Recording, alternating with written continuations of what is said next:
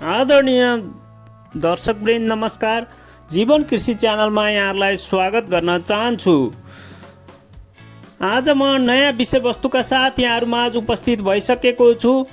आजको विषयमा आर्थिक वर्ष 2080-81 को भन्सार विभागको तथ्याङ्क अनुसार कृषिजन्य वस्तुहरू नेपालमा आयात भएको डाटा यहाँहरूमाझ प्रस्तुत गर्न चाहन्छु।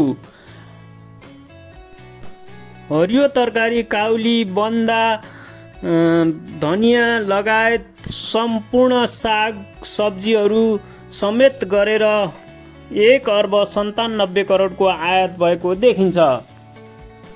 त्यस्तै गरी फलफुलमा स्याउ, सुन्तला, जुनार, अनार, किवी लगायत सम्पूर्ण फलफुलमा 19,45 करोडको आयात भएको देखिन्छ।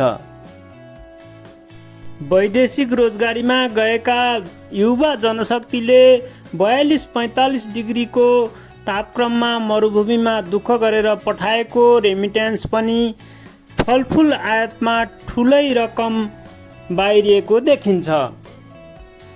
दलहनमा केराउ, चना, मास, मुसुरो, सिमीहरू लगायत सम्पूर्ण गेडागुडी दालमा 15 अर्ब 1 करोड बाहिरिएको देखिन्छ। अन्नबालीमा गहुँमा मात्र 2 अर्ब 73 करोड चाहिँ वैदेशिक आयात भएको तथ्याङ्कमा देखिएको छ। कोदो, मकै, फापर जस्ता अन्नबाली पनि ठुलै मात्रामा आयात भए पनि गहुँको दाँजोमा कम आयात हुने भएकोले यहाँ समावेश गरिएको छैन।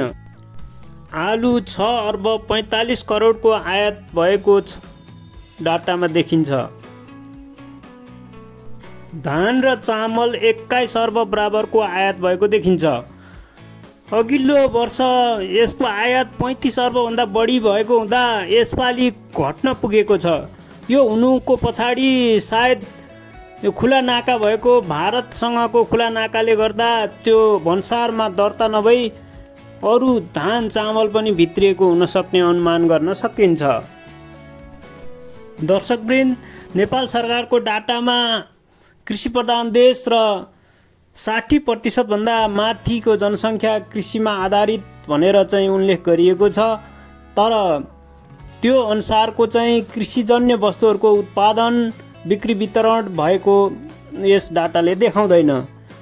हाम्रो सम्पूर्ण अन्नबाली, फलफुल लगायत सम्पूर्ण चिज चाहिँ आयातमा आधारित रहेको तथ्याङ्कबाट देख्न सकिन्छ।